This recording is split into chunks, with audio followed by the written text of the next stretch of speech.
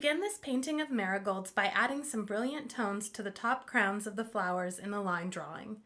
To begin, move some of the permanent alizarin crimson to an empty well in your palette.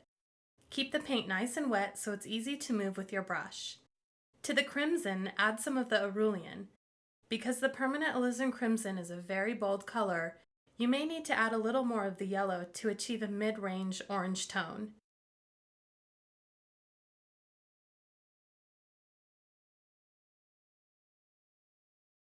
If necessary, test the mixture on a piece of scrap paper to make sure you have made a brilliant, fiery orange. Start the painting by working from the center petals and moving out.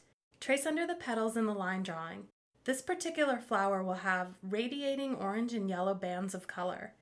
You can also use this shade to paint an entire marigold, or you could simply use cerulean to paint a nice yellow marigold.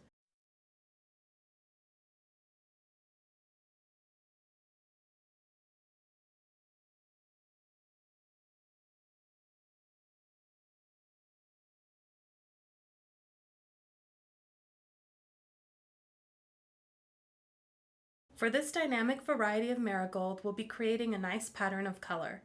Keep the brush loaded with paint so that the color is easy to apply.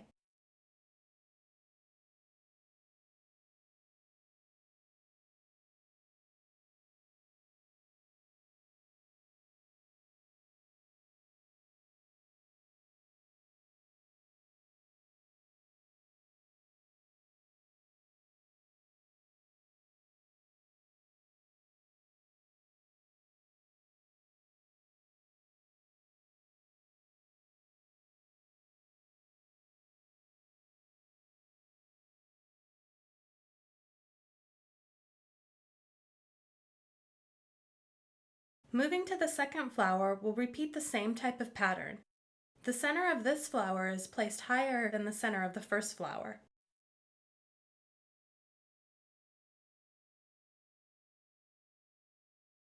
This first flower is facing out while the second flower is facing up towards the sky.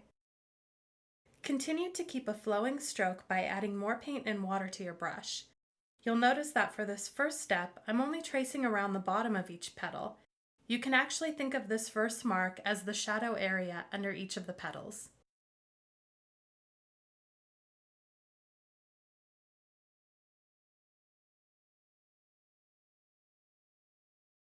Moving on to the final flower, continue the process of painting a line under each petal with the tip of your brush. For these flowers, you don't need to exactly follow each line. By varying the width of your line and keeping the stroke loose and natural, you'll have a beautiful end result.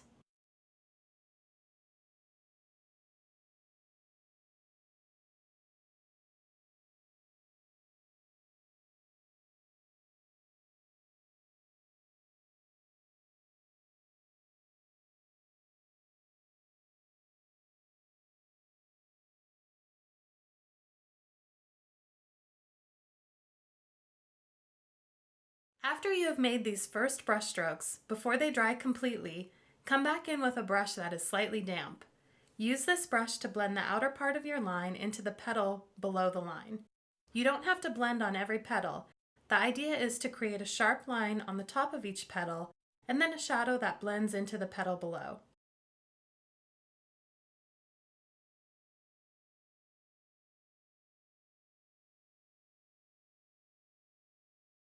You can even pull out some of the color all the way to the exterior petals.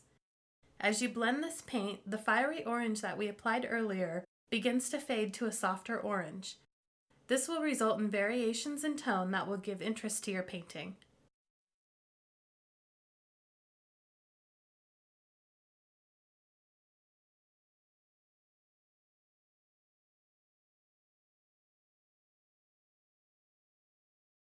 On each flower, be sure to leave plenty of white areas on the tops of the petals. This will allow us to come in later and add some bright, cheerful tones of yellow with the cerulean watercolor. Again, keeping the brush slightly damp, use the tip to move and blend the paint into softer tones of orange.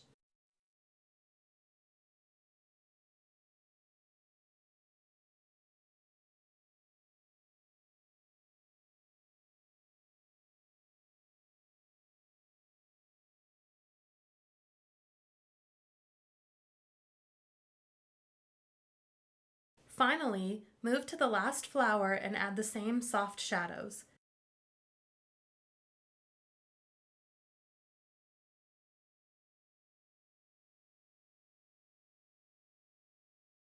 We'll want to let this first layer of paint dry on the flowers before adding more color. While that dries, we can begin working on the stems and petals. To create a natural tone for the foliage, create a mixture by adding some perylene green to an empty well on your palette. Perylene green is a deep, rich green with a slightly blue undertone. To balance this color, we'll add a little warmth by mixing in some of the Cerulean watercolor. You can see the difference a bit of yellow makes by testing out the color. The mixed green that I have created is the top stroke, and the pure perylene green is on the bottom.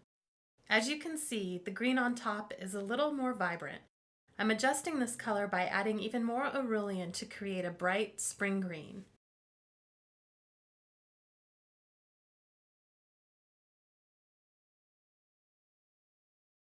With the mixed green, block in the shapes of the leaves and stems of the plant.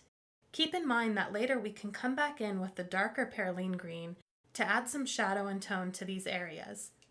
For now, simply keep a nice light stroke and apply the color so that you have a mid-range green. Ideally, the plant will have a vibrant color that's still light enough to revisit with darker tones for shading.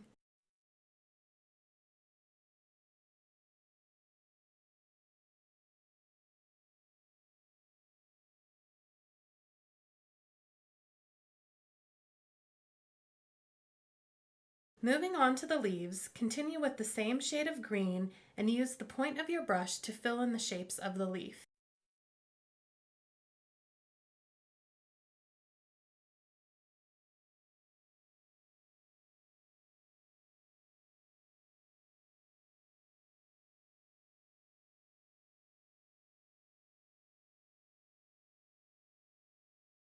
You can trace around the outside of each leaf and then blend the color through, filling the center area.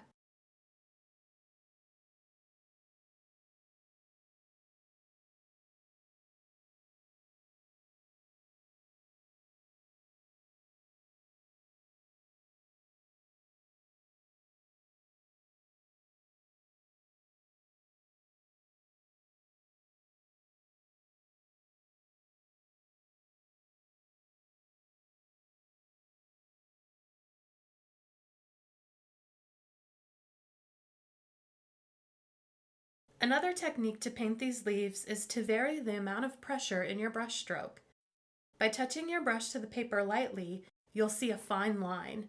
Push the brush down and pull through the leaf, and you will see that the line becomes thicker and fills in all of the areas of the leaf.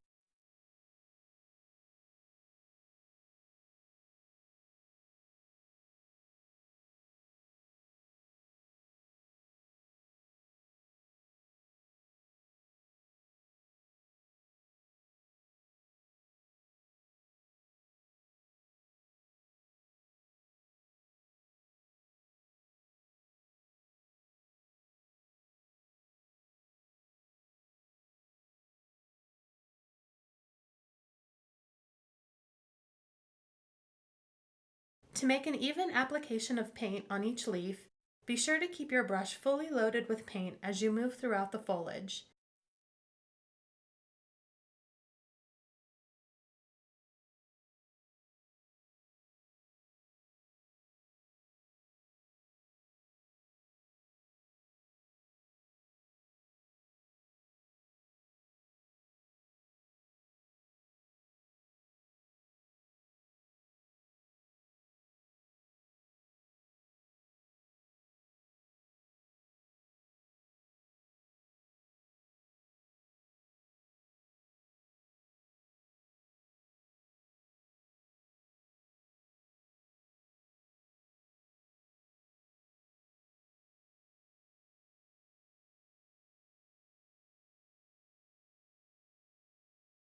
As you finish the leaves, double check any areas where the stems meet the leaves and make sure to fill in all the green areas.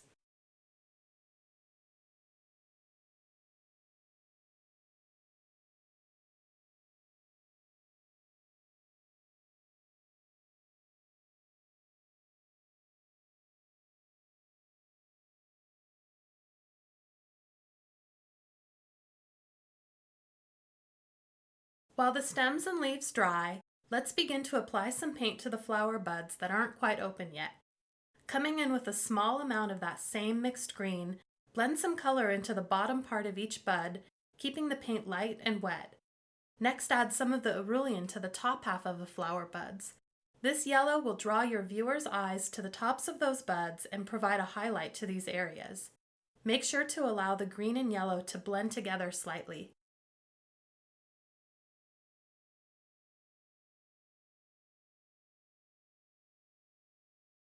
Now we can finish the blossoms of our marigolds with a wash of cerulean watercolor. I've added plenty of water to this yellow to really keep the paint flowing. There are several ways to apply the yellow tones to the flowers. On this first bloom, let's use a glaze technique.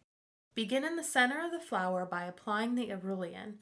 While the paint is still wet, use your brush to gently sweep the paint over the top of the orange areas. Using a light touch will ensure that you don't disturb the first layer of orange paint. Come back in to fill in any white areas that remain. A glaze that covers the entire flower creates a natural-looking blend of the yellow and orange.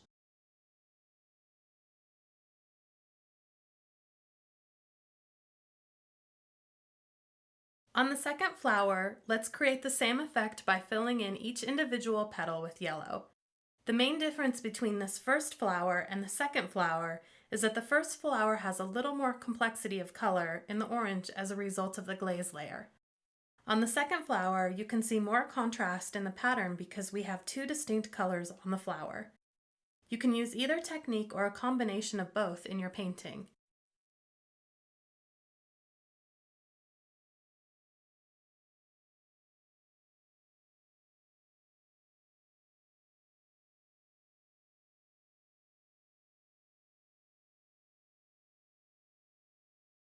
In this third blossom, let's start in the center by filling in some of the cerulean on each petal. As we move toward the outside of the flower, I'm switching to a glaze technique to add some unity and complexity to these outer petals.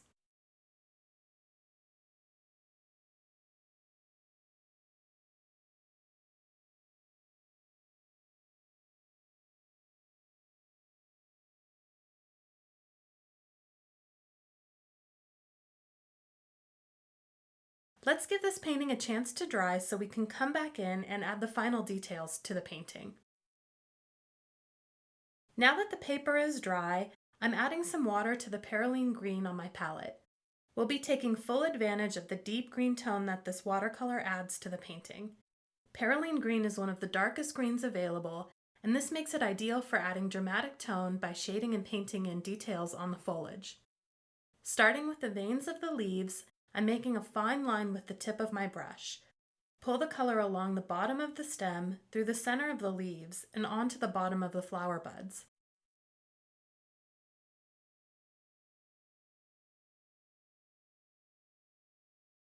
On the main stems of the plant, pull the color up one side all the way to the base of the blossoms. Keep a nice even stroke by allowing the color to flow off the tip of your brush. By adding all of this contrast to the foliage, we're creating balance between the very bright flowers and all of the green leaves.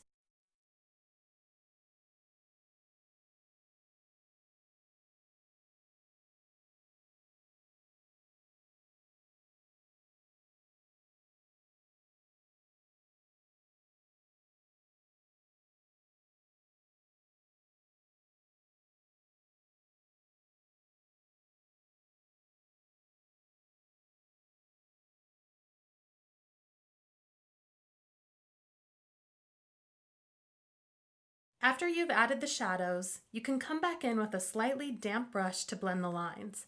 Use clean water and pull the paint toward the center of the stem. You'll still get a lot of contrast, but the blending will make the stem look slightly more round in shape.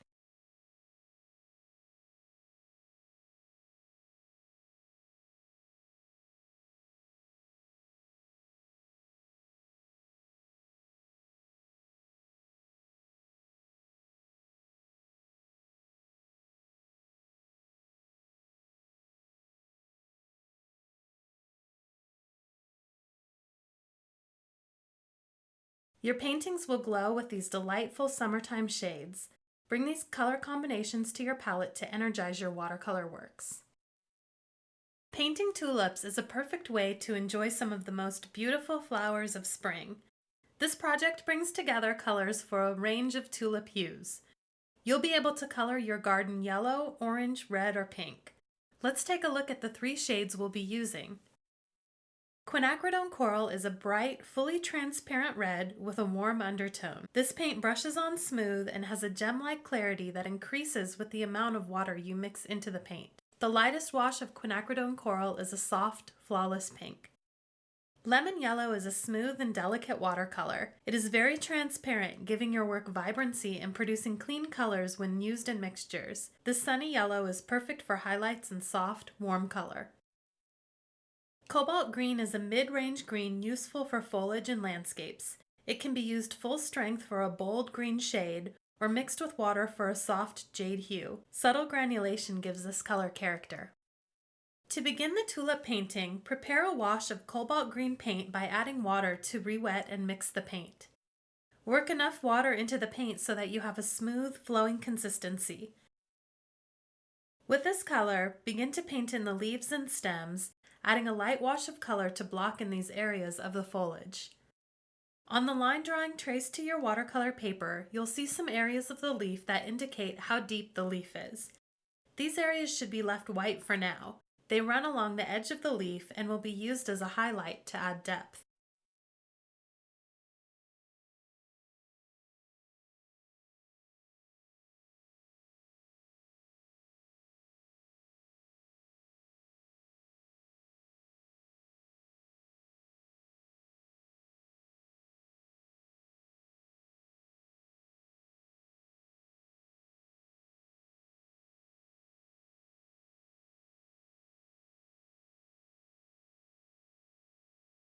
Paint the length of the stem, touching it to the leaf.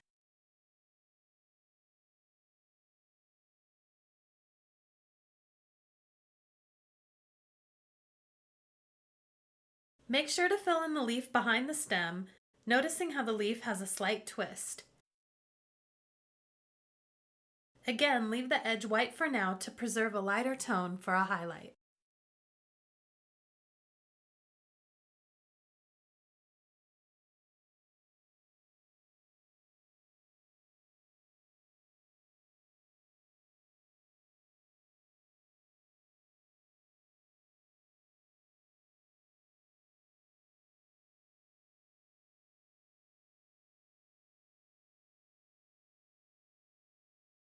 Feel free to add water to your paint as needed to keep a light and workable wash of color for the foliage. As you apply the paint, it should flow off your brush to the paper and create a smooth layer of color.